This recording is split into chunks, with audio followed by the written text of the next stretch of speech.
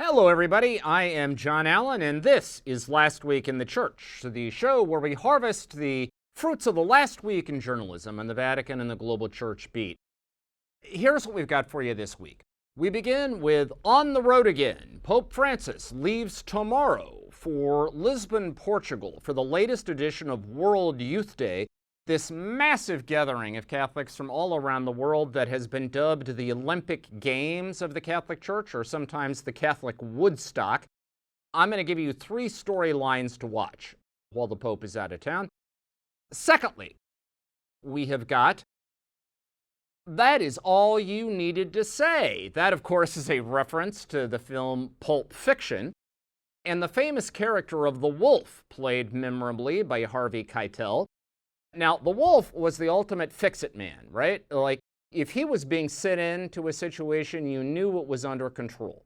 Well, when it comes to the sexual abuse scandals in the Catholic Church, the Pope's equivalent of the Wolf are two guys, Maltese Archbishop Charles Scicluna and Spanish Monsignor Jordi Bertomeu, who are currently in Peru investigating a scandal-plagued lay group there. We'll explain what they're looking at and what we might expect. Third, hard time. A Vatican prosecutor has recommended a total of 73 years in prison for the 10 defendants in the Vatican's trial of the century, including a recommended 7 years and 3 months for Italian Cardinal Angelo Becciu, the very first prince of the church ever to be tried under new rules created by Pope Francis that allows cardinals to be judged by the Vatican's criminal court. Now, while the prosecution has rested its case, that doesn't mean that all the questions about this trial have been laid to rest. We'll try to unpack what's going on and what to watch for. Fourth up, this week, we have got Let Them Eat Cake, Marie Antoinette's famous response to bread shortages just before the French Revolution. Pope Francis, over the weekend, in his noontime Sunday Angelus address, engaged bread shortages himself, this time as a result of Russia's withdrawal from a grain deal that allowed grain and other foodstuffs to be exported from Ukrainian ports despite the ongoing war. Pope Francis issued a direct challenge to the Russian Federation over the weekend to get back on board with this deal. We'll describe what the Pope said and what the diplomatic consequences of it might be. And then finally, what happens to a dream deferred? That, of course, is a quote from Langston Hughes's famous poem. In this case, I am using it to refer to perhaps history's greatest dream, at least of the last 150 years, involving Catholic social teaching, which was born here in Italy at a Benedictine monastery known as Camaldoli 80 years ago. And I'm going to try to explain why the fact that this dream has been deferred doesn't necessarily mean that the dream is dead.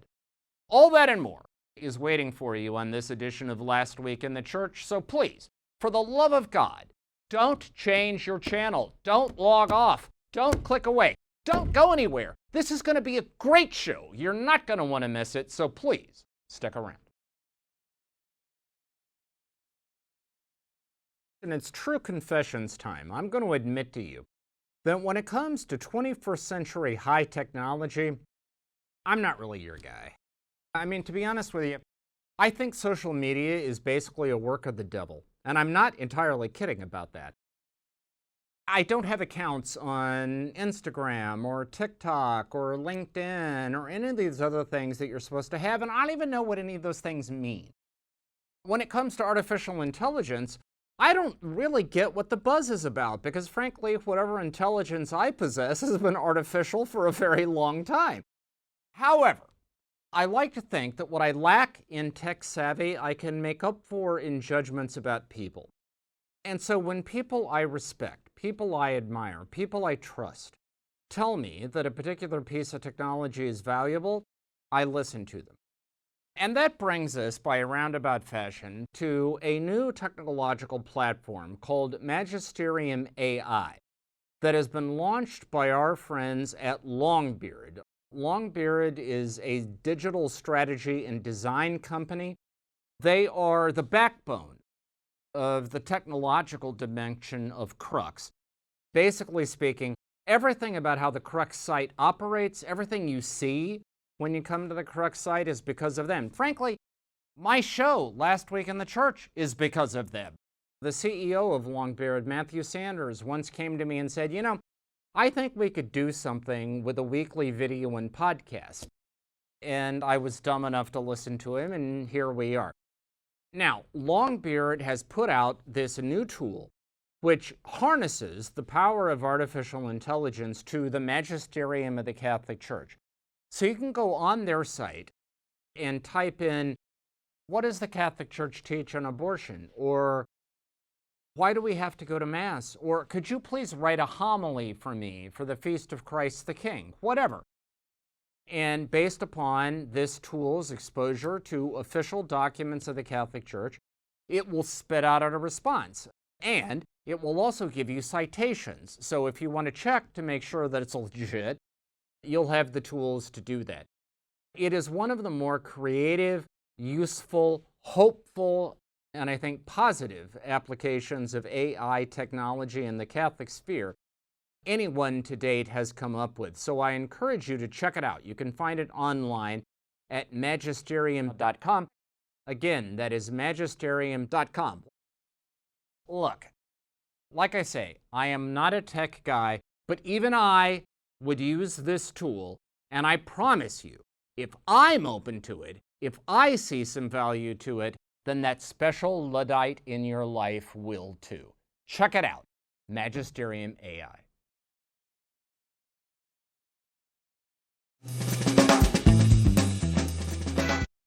All right, everybody, happy Tuesday to you. Happy August 1st in the year of our Lord, 2023. Now, I'm old enough to remember that when August in Rome rolled around, it meant only one thing, and that was vacation.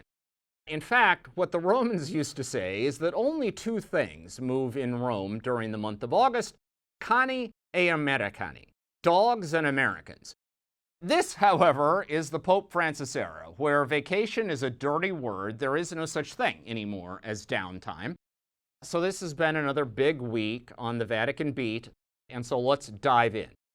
We begin with On the Road Again. That, of course, a reference to the famous Willie Nelson classic. By the way, did you know that Willie Nelson is 90 years old? He's actually older than the Pope.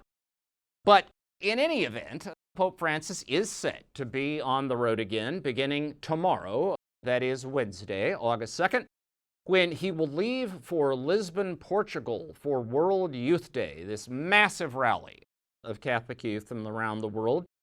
Estimates are there are already around 1 million participants in World Youth Day who are currently in Lisbon. And by the time the final events take place, that is the vigil Saturday night and the concluding Mass Sunday morning, we are expecting somewhere in the neighborhood of 2 million people to be on town. Let me give you 3 storylines to watch for as this is unfolding. But before I do that, let me just give you one warning, okay? And here's the warning. I've covered World Youth Day since 1993. That's when Pope John Paul II went to Denver. And I can tell you, here's what happens every time. In the run-up to the event, that is today, tomorrow, maybe the next day, the media storylines are going to be all about gloom and doom, all the challenges, all the problems, all the way that this outing could go wrong. Then what's going to start happening is that video and still images of these massive, excited, dynamic crowds who are all loving life and loving the Pope are going to start to roll in. And those of us in the media will shift gears and we will start doing stories about what a magnificent and overwhelming triumph this outing has been. Now, here's the thing, folks. Neither the initial Sturm und Drang nor the overtones of triumph at the end really capture the whole story. Both of them are a little bit exaggerated. The truth, as ever, is a little bit in the middle. And in terms of figuring out, in this balance between disaster and triumph, where this trip is going to fall, let me give you 3 keys to look for. Number 1 will be the Pope's health. This, of course, is Pope Francis's first overseas trip since in June he went into the hospital for an operation on a hernia in the abdomen. Now, this was on top of the surgery he had 2 years ago to remove part of his colon. It's on top of the fact that it continues to suffer from sciatica, this painful nerve condition that makes it difficult for him to stand or to move. It's on top of ongoing problems in his knees. And, the fact as a young man he had part of one lung removed, the fact that he's had a cataract surgery, and on and on and on and on. And the mere fact that he's 86 years old, and that, you always, therefore, have to be worried about what the impact of something like this is going to be. Now, let me just say that the Pope we have seen since his surgery in June, and let me be clear that his schedule during the month of July was reduced in order for him to conserve his energies a bit. But on the occasions we have seen him in public, including just this past Sunday when he delivered his Angelus address, he has looked good to go. He has seemed strong, resilient, in full possession of his faculties, and basically better, actually, than we have seen him in a while. Nevertheless, how well he holds up under the demands of this trip will be very closely scrutinized, in part because one of the questions we have to ask ourselves is, are we entering a phase of the papacy in which, because of physical circumstances, Francis is going to have to be more of a stay-at-home pope? Now, it doesn't look like that in the short term, because just a couple of weeks after he gets back from Portugal, he is scheduled to go to Mongolia. That's a 9-hour flight from Rome, where he's supposed to spend 5 days. And then after that, in late September, he's supposed to spend a couple of days in Marseille in France for a summit regarding the Mediterranean. But the question is, going forward, will he be able to sustain the demands of travel, or is he going to have to govern more from the center of power in Rome? Bear in mind, Francis memorably has said that you don't have to have legs to run the Catholic Church. You only have to have a brain. Certainly no indication he doesn't still have that. But we will be judging his legs, I suppose is the way to put it, during these 5 days in Portugal. All right, a second storyline to look for will be numbers. That always is, in a way, how we evaluate the success or failure of a World Youth Day. Memorably, when John Paul II was in Manila in 1995 for World Youth Day, he drew a crowd estimated at somewhere between 4 and 5 million people, one of the largest crowds ever for a papal event. When Pope Francis was in Rio for World Youth Day in 2013, the crowd was again estimated at somewhere between 3 and 4 million. The measure of success on that trip, by the way, is that the Pope outdrew on Rio's Copacabana Beach. He outdrew both the Rolling Stones and Elton John, which I guess is how you know you've arrived, right, as a pop culture icon. So, we will once again be evaluating the numbers here. The numbers, by the way, are going to be enormous. They always are. And, the conclusion I think most of us in the media will draw is that whatever challenges the Catholic Church is facing, there nevertheless is still some gas left in the tank. There's still some human capital there. If a pope can generate the kinds of oceanic crowds we are likely to see in Lisbon. And then finally, a storyline to watch for is sex abuse.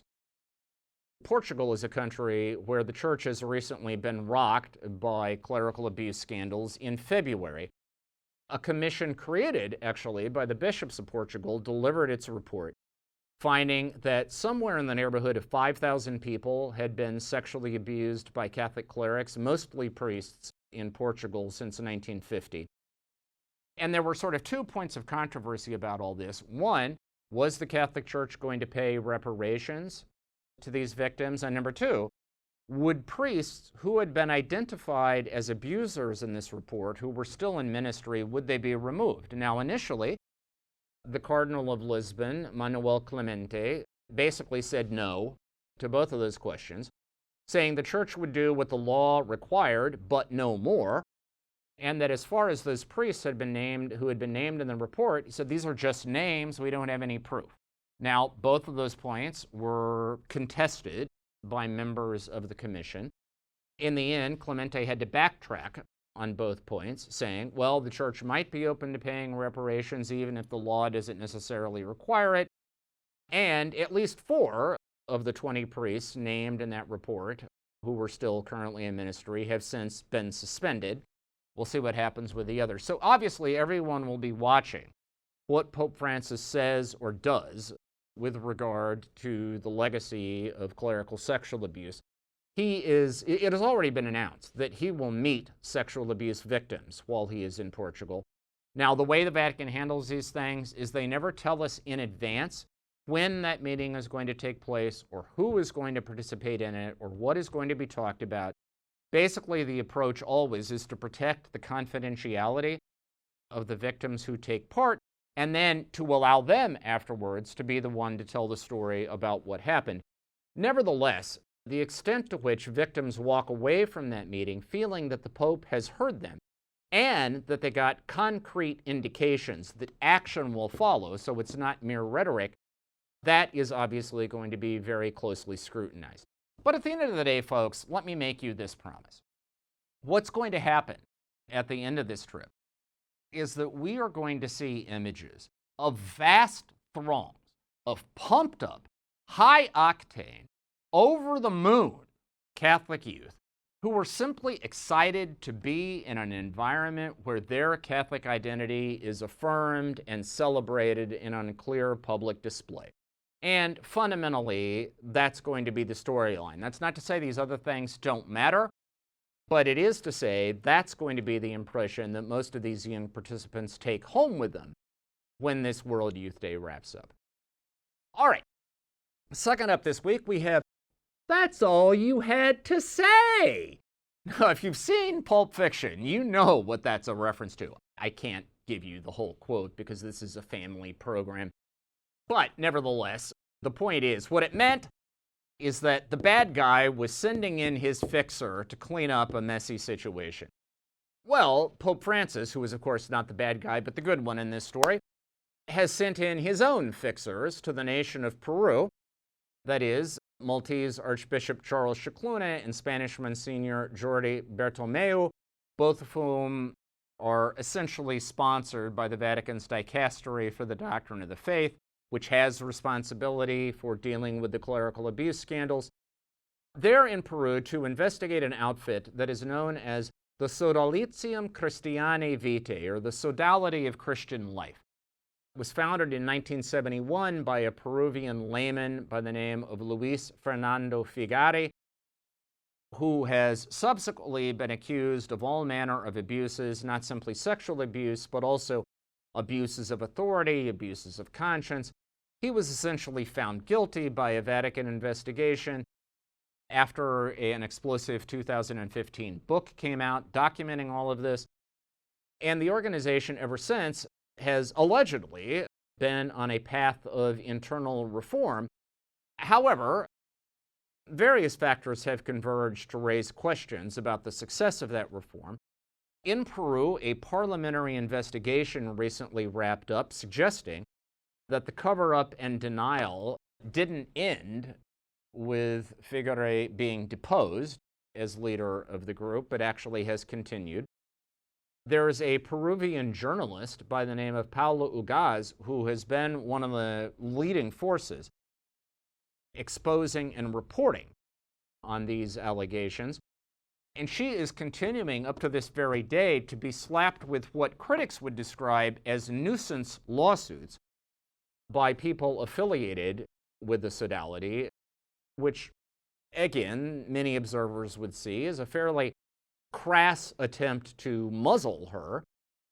And other former members of the organization continue to come forward alleging that in various ways, the organization continues to be in denial about its past and its modus operandi. One of the things that is apparently on the table is the idea of just dissolving the sodality, that is, canceling it, shutting it down. Now, this has, up to this point, never been done for an organization in the Catholic Church whose founder or their leading members have been found guilty of sexual abuse. I mean, one thinks, for example, of the Legion of Christ, founded by Mexican Father Marcial Maciel Degolado, who was found guilty of sexual abuse and other abuses, but the legionaries continue to exist and have been allowed to attempt a pathway of reform. The question is, at the end of their review, will Scicluna and Bertomeu conclude that in this case, reform simply isn't possible, and the group just has to be, well, what we need is a Carthaginian peace, right? The group just has to be wiped out of existence. We don't know the answer to that question, but it's certainly what a lot of people will be waiting to see. In the meantime, the journalists and former members of this organization who have been meeting with Scicluna and Bertomeu in Peru have reported very positive experiences. They have high expectations for what the outcome may be. We'll see how it all plays out. All right, third up this week, hard time. So, Alessandro Didi, who is a veteran Roman lawyer and recently has been named the promoter of justice, that is the kind of lead prosecutor for the Vatican. And he's the one who's been kind of the Jack McCoy for you Law and Order fans. That is the prosecuting attorney in the Vatican's trial of the century, which is this trial against 10 defendants, including, for the very first time, a cardinal, Italian Cardinal Angelo Becciu, for various forms of financial crime, most of them related to a spectacularly failed $400 million land deal in London. Didi, at long last, this past week, wrapped up the prosecution case in this trial. And basically the way the Vatican system works, which mimics the Italian system, is that the prosecutor, after he sums up his case, he makes proposals to the judges for what the verdicts should be, what the sentences should be, okay? And in his proposals, Didi kind of went all in. For the 10 defendants, who include a cluster of former Vatican officials, a couple of Italian financiers who were involved in this London deal, Becciu, and others, he has recommended a total of 73 years in prison, if you add up the recommended sentences for all the 10 defendants. And that includes a recommended 7 years and 3 months for Becciu. And that, by the way, is in addition to a pretty stiff fine that he once imposed on Becciu and confiscation of assets to compensate the Vatican for what are estimated to be somewhere between $150 million and $200 million that it lost in this London deal. Now, look, these are just recommendations. What's going to happen is that the court now will take its August break. This court, by the way, is the only outfit in the Vatican that seems to still observe the idea that August is totally downtime. They will reassemble in late September. They will hear from the civil parties who are involved in this process, and then they will hear from the defense attorneys. And finally, they are expected to render a verdict sometime in December, that is, right before the end of the year. So, we have to see what the actual results are going to be. In the meantime, I think what can be said is this. Didi has sort of doubled down on his case, and that has delighted people who believe that the defendants in this case, believing with Becciu, are actually guilty. On the other hand, for the substantial portion of public opinion inside the Catholic Church and out of it that is a little dubious about this process, there are still many remaining unanswered questions. I mean, one of them, Didi's case relies to a great degree on the testimony of a former official in the Vatican Secretary of State, Monsignor Alberto Perlasca, who was actually the engineer of this London deal, but who to date has never been charged with a crime. And we all know that if you were relying on a whistleblower who was basically trying to throw everybody else under the bus in order to avoid being indicted himself, you have to take that with a grain of salt, right? Secondly, Didi has refused to enter into evidence the full transcript of Perlasca's testimony and other key pieces of evidence, arguing that they are germane to other unnamed, unidentified, secret ongoing investigations against unnamed, unidentified, secret potential defendants. That has raised the hackles of defense attorneys who were like, hey, how are we supposed to put on a defense if we can't refer to all of the evidence in the case? And there are other unanswered questions. Basically, I guess the point is that as this trial nears its endgame for, the next few months until December, the burden really is going to be on the court to show that this prosecution, which was intended to be a demonstration that reform in the direction of transparency and accountability in the Pope Francis era is for real, that's actually what's going on here, as opposed to a kind of show trial in which certain scapegoats have been served up in order to insulate higher-ups in the system, including, for instance, the Cardinal Secretary of State, Italian Cardinal Pietro Parolin, or the current number 2 in the Secretary of State, Venezuelan Archbishop Edgardo Peña Parra, both of whom signed off on this London transaction at every stage. What's going to have to be shown is that this is not an exercise simply intended to let them off the hook at the expense of some low-hanging fruit. At this stage, I think it is fair to say that Didi may have summed up his case, but he has not yet won that argument in the court of public opinion. We will have to see what the judges have to say. All right, fourth up this week, let them eat cake, the famous mot juste, of which turned out to be not juste at all, actually, of Marie Antoinette, when informed that peasants in Paris were upset about the lack of bread just before the French Revolution, which has passed into history as a symbol of privileged indifference to the suffering of the masses. Well, the masses around the world are suffering once again from a lack of bread after Russia earlier this month backed out of a deal that allowed for the safe transport of grain and other foodstuffs from Ukrainian ports, especially Odessa, to reach primarily the developing world. Both Russia and Ukraine are among the largest suppliers of wheat, corn, other grains, other foodstuffs to the world, especially the developing world. About 60% of Ukraine's grain exports, these are the estimates, go to poor nations around the world. Since Russia entered into this deal for grain supplies a year ago, world food prices declined by an estimated 20%, and the supply routes to the developing nations eased up again.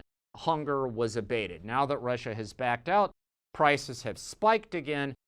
The allegation, anyway, is that Russia so far, in its attacks on Odessa, have destroyed about 60,000 metric tons of grain, which could have gone, of course, to feed people.